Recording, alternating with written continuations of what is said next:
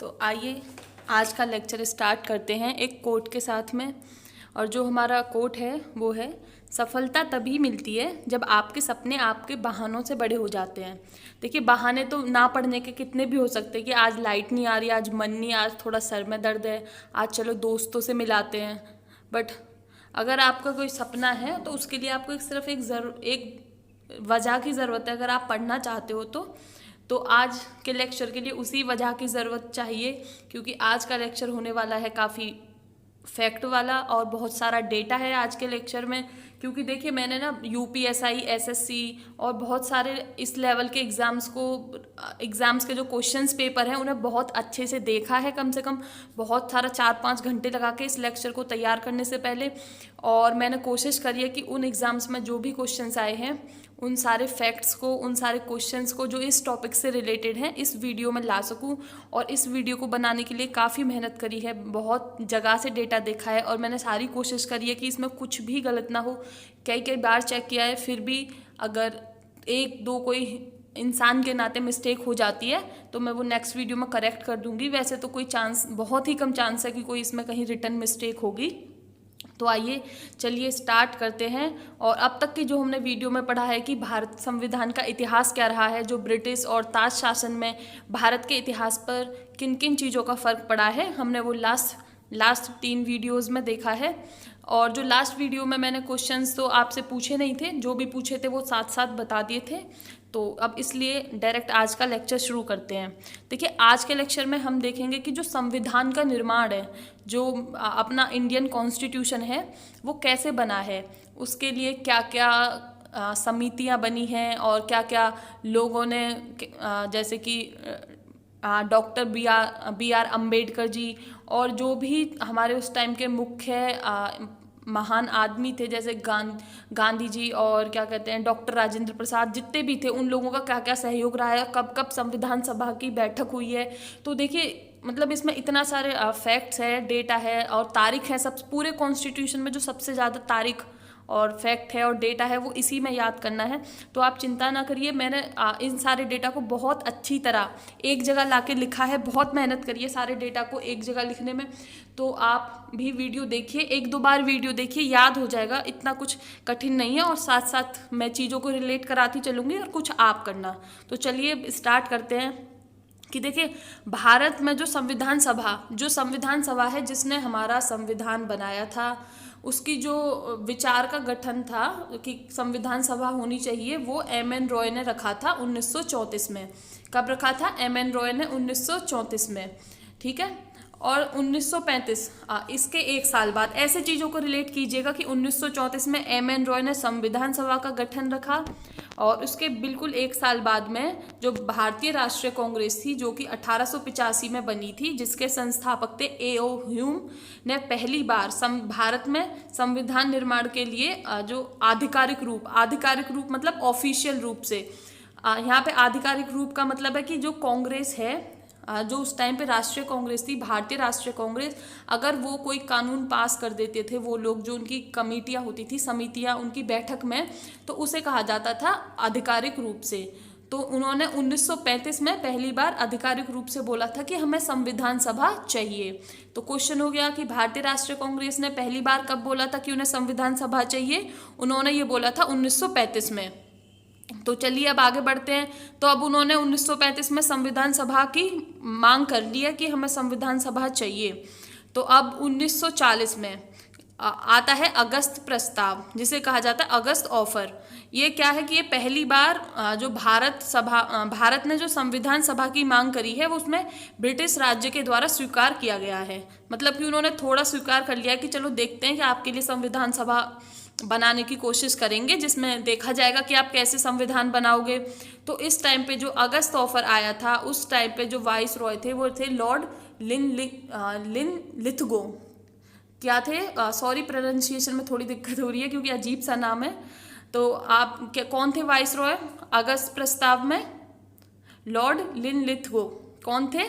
आप मेरे साथ बोलिएगा, ठीक है। और इन्होंने क्या कहा था अगस्त प्रस्ताव में कि देखिए, इस टाइम पे क्या चल रहा है, विश्व युद्ध, द्वितीय विश्व युद्ध, जो सेकेंड वर्ल्ड वॉर है इस टाइम पे वो चल रहा है। तो जो अगस्त प्रस्ताव में कहा गया है कि युद्ध के पश्चात, मतलब युद्ध के बाद में भारत अपनी संविधान सभा का निर्माण की जो रूपरेखा है उसको तैयार करेंगे। मतलब युद्ध के पश्चात में आप पे विचार करेंगे कि आपके संविधान की कैसी रूपरेखा होनी चाहिए, जो लोग संविधान बनाएंगे।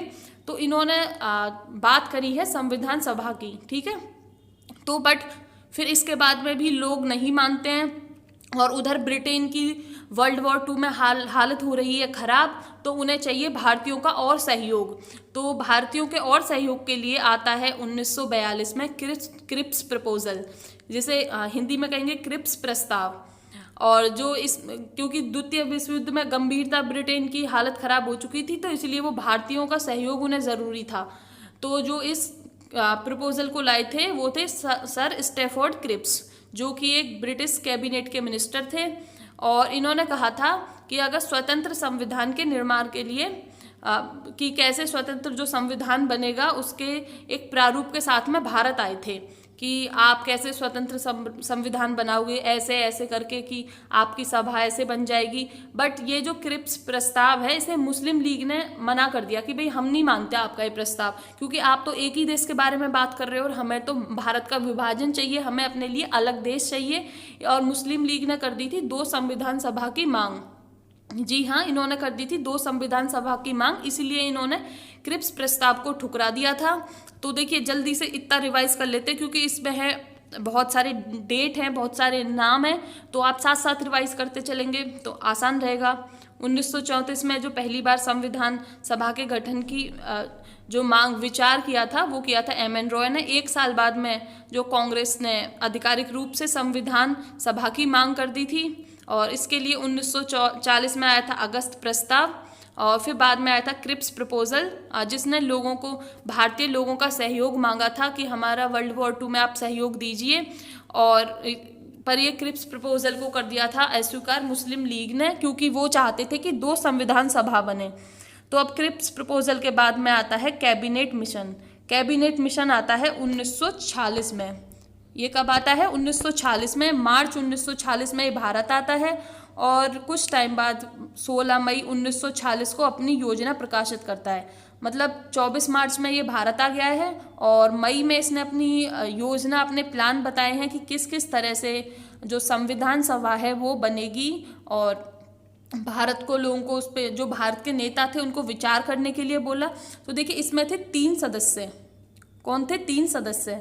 तो मैंने इन 3 सदस्यों की जो मेरे इस टाइम पे माइंड में ट्रिक आ रही है वो ये बनाई है, और आप अपने हिसाब से बना सकते हैं। देखिए इससे पहले जो क्रिप्स प्रपोजल आया है उसमें स्टैफर्ड क्रिप्स तो थे ही, ठीक है। तो स्टैफर्ड क्रिप्स अब अकेले आने से भारत डर रहे हैं, क्योंकि उन पे लोग पत्थर ना मार दें, तो इसलिए पत्थर से हो गया पैथिक, लॉर्ड पैथिक लॉरेंस, कि अकेले आने से वो भारत डर रहे हैं और उन पे कोई पत्थर ना बजा दे, इसलिए वो 3 लोग आए हैं टोटल। अकेले से हो गया अलेक्जेंडर, और सर स्टैफर्ड क्रिप्स पहले आ चुके हैं क्रिप्स प्रपोजल में। ये देखिए आप यहाँ पे, ये रहे। तो ये जो भारत में अकेले आने से डर रहे हैं, इसलिए कैबिनेट मिशन में अपने साथ में ये टोटल 3 लोग आए हैं। स्टैफर्ड क्रिप्स अकेले आने से डर रहे हैं ताकि उन पे पत्थर ना बरस जाए, ठीक है। आई होप कि आपको थोड़ा ठीक लगा होगा याद करने में, या आप अपनी कोई ट्रिक बना लीजिए।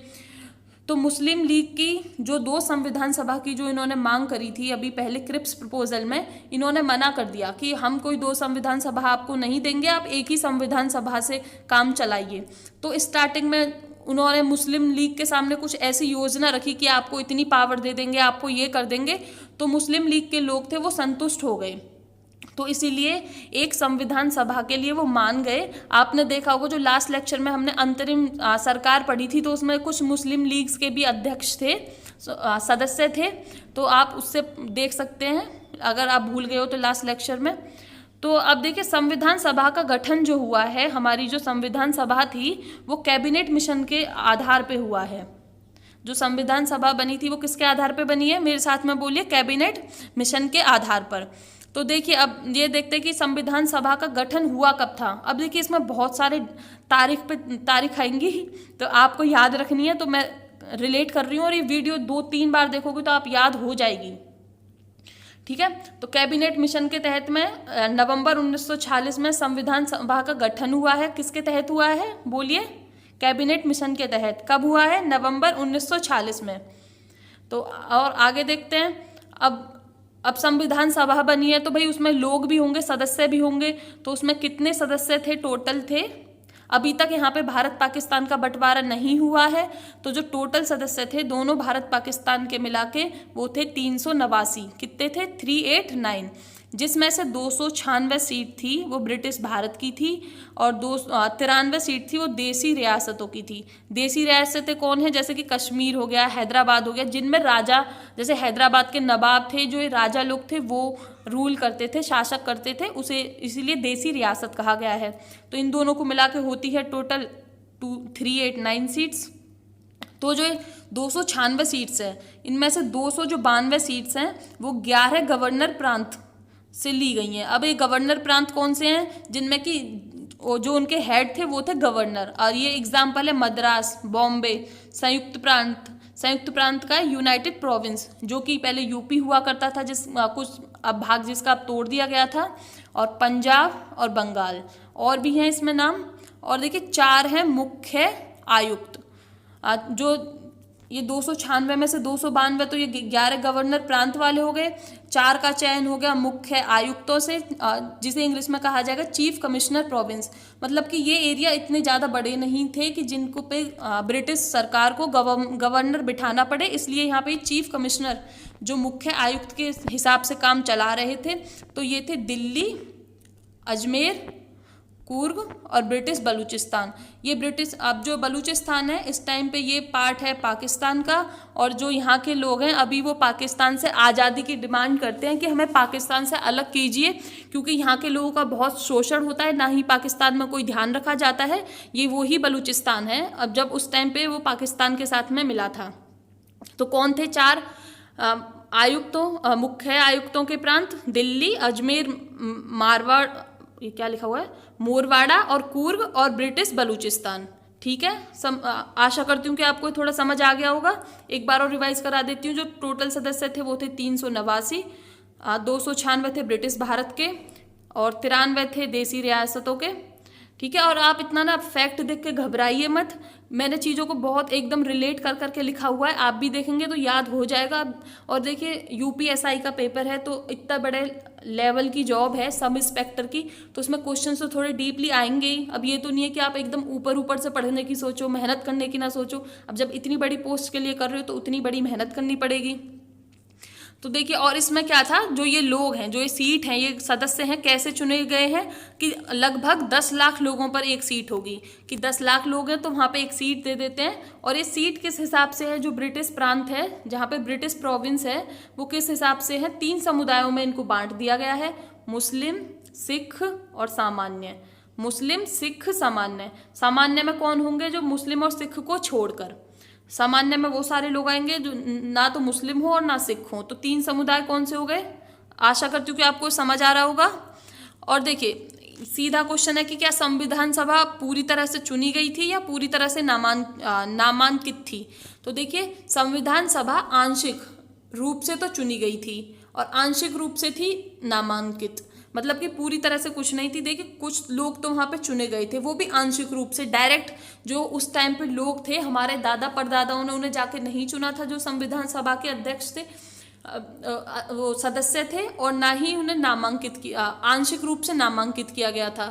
तो जो इलेक्शंस हुए थे, जो कुछ स्मॉल लेवल पे हुए थे, जो कुछ कि जिसमें कि कुछ लोगों को वोट दे दी और उन्होंने चुन लिया। कुछ लोग जैसे कि किसी स्कूल के लोग हो गए, कोई यूनिवर्सिटी के लोग हो गए, उस हिसाब से उन लोगों को चुना गया था, तो इसलिए आंशिक रूप से चुनाव हो गए। और आंशिक रूप से नामांकित किया था जो प्रिंसली स्टेट्स हैं। प्रिंसली स्टेट्स मतलब देशी रियासतें हैं। उन्होंने, जो उनके हेड थे, उन्होंने अपने यहाँ से लोगों को एक नामांकित करके भेजा था, कि नॉमिनेटेड करके भेजा था कि जाइए और आप हमारी तरफ से हमारी तरफदारी संविधान सभा में कीजिए। तो जो संविधान सभा का जो चुनाव हुआ था, जो आंशिक रूप से जो चुनाव हुए हैं, वो जुलाई अगस्त 1946 में हुए थे। और ये जो चुनाव थे 296 ब्रिटिश सीटों के लिए हुए थे। ये 296 सीट्स देखिए, ये वाली है, इन जो सीट्स पे चुनाव हुए थे, क्योंकि ये तो भाई देसी रियासतों के अंदर में है तो इन पे तो राजाओं की चलेगी, तो यहाँ पे तो चुनाव होने का कोई सवाल नहीं था। तो जो ये 296 सीटों पे चुनाव हुए थे, इसमें से जो भारतीय कांग्रेस ने 208 सीट ली थी, मुस्लिम लीग ने 73 सीट ली थी, और छोटे समूह एवं स्वतंत्र समुदायों ने, जो कि छोटे समूह थे और जो कि कैंडिडेट थे जो किसी पार्टी से नहीं जुड़े हुए थे, वो खुद स्वतंत्र थे, इंडिपेंडेंट कैंडिडेट थे, वो थे 15। तो इस तरीके से ये टोटल बैठते हैं तीनों मिला के 296। और देखिए, महात्मा गांधी जी संविधान सभा के सदस्य नहीं थे।